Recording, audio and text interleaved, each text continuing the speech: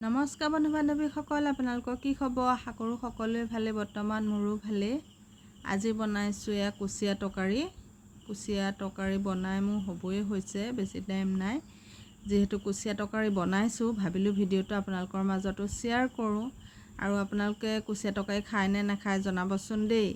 মই আজি কুচিয়া তৰকাৰী কেনেকৈনো বনাইছোঁ আপোনালোকৰ আগত ভিডিঅ'টো আগবঢ়ালোঁ। ভিডিঅ'টো চাই ভাল পাব বুলি আশা কৰিলোঁ। যদিহে ভিডিঅ'টো চাই ভাল লাগে লাইক এটা কৰি দিব বুলি আশা কৰিলোঁ। এফালে কুচিয়া বাছি লোৱা হৈ গ'ল। এতিয়া কুচিয়া বাছি এফালে পিঁয়াজ, জলকীয়া, আদা, নহৰু লগতে বিলাহী, আলু দুটা কাটি ল'লোঁ। এতিয়া ৰেডি হৈ গৈছে বনাব পৰা। এইফালে কেৰাহীখনত মিঠাতেল দি দিছোঁ। মিঠাতেল মই মাংস জোখত দি দিছোঁ। আৰু এফালে তেলখিনি গৰম হ'ল, তেলতে দুটামান জিৰা দিছোঁ। ইয়াতে এতিয়া পিঁয়াজ দিব পৰা হৈ গ'ল। মই কাটি লোৱা পিঁয়াজখিনি তেলত দি দিম। মই এতিয়া পিঁয়াজখিনি কেঁচা ভাৱটো যোৱালৈকে লৰাই ভাজি ল'ব লাগিব। ইয়াতে মই এতিয়া দিম কাটি লোৱা জলকীয়া দুটা। জলকীয়া কমকৈ দিছোঁ, যিহেতু সৰু ল'ৰাটোৱে জলকীয়া খাব নোৱাৰে, সেইটো কাৰণে আমাৰ ঘৰত জলকীয়াটো বেছি দিয়া নহয়। এতিয়া জলকীয়া দুটা কেঁচা ভাৱটো যোৱালৈকে ভাজি আছোঁ। আৰু ইয়াতে মই এতিয়া আদা নহৰুখিনি দিব পৰা হৈ গ'ল। আদা নহৰুখিনি দি মই আকৌ অকণমান লৰাই দিলোঁ। ইয়াত এতিয়া মই যিখিনি কুচিয়া কাটি থোৱা হৈ আছে সেইখিনি মই ইয়াতে দিব পৰা হৈ গৈছে। যিহেতু কুচিয়াখিনি দি মই গেছটো কমাই লৰাই ভাজিব লাগিব। কুচিয়া মাংসটো অলপ দেৰিলৈকে বনালেহে খাবলৈ ভাল হয়, মানে গেছটো কমাই বহুত টাইম বনাব লাগে। কমে 1 ঘণ্টামান বনালেহে মানে কুচিয়া মাংসটো খাবলৈ ভাল হ'ব। গেছটো একেবাৰে কমাই ল'ব লাগে, গেছটো বঢ়াব নালাগে, বা জুই হ'লেও জুইকুৰা কমাই পেলাই বনাব লাগে। আৰু ইয়াতে মই সোৱাদ অনুসৰি নিমখ দি দিলোঁ 1 চামুচ, সৰু চামুচ এখনেৰে। হালধি গুড়ি দি দিছোঁ আধা চামুচ। আৰু এতিয়া গেছটো কমাই লৰাই ভাজি থাকিম। আপোনালোককো দেখাম। আপোনালোকে ভিডিঅ'টো সম্পূৰ্ণকৈ চাব বুলি আশা কৰিলোঁ। যিহেতু কুচিয়া মাংস সকলোৱে বনাব জানেই বাৰু, আজি মইনো কেনেধৰণে বনাইছোঁ তাকে আপোনালোকক দেখাবলৈ লৈছোঁ। ইয়াতে মই যিখিনি আচাৰলৈ মছলা পিচি থওঁ তাৰে মই আধা চামুচ দি দিলোঁ। দি মই আকৌ অকণমান লৰাই দিলোঁ।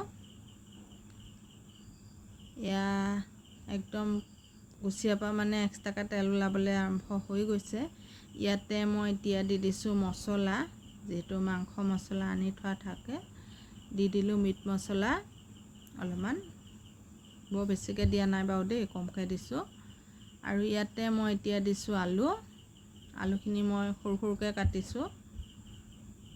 এতিয়া লৰাই দিছোঁ। এয়া দি মই অলপ দেৰি ঢাকি থ'ম। তাৰপাছতহে মই ইয়াতে বিলাহী দিম।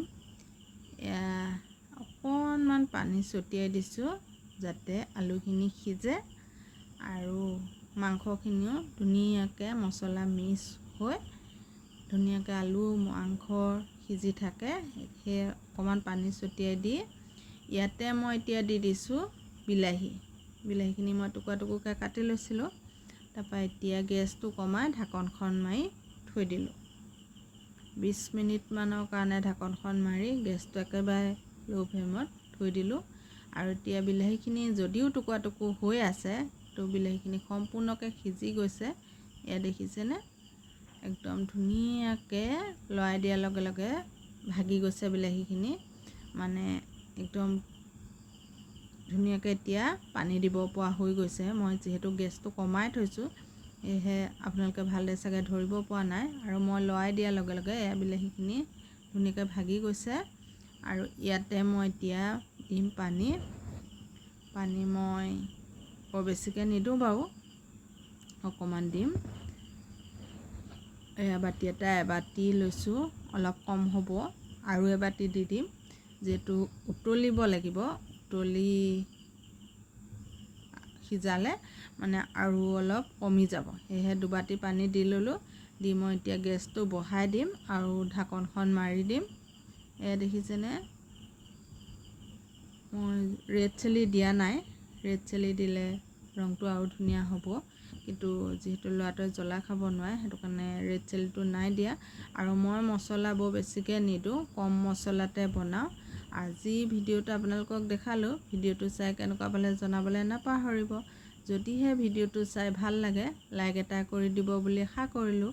আজিৰ ভিডিঅ'টো ইমানেই আছিলে। আন এটা ভিডিঅ' লগ পোৱা প্ৰতিশ্ৰুতিৰে আজিলৈ আহিছোঁ।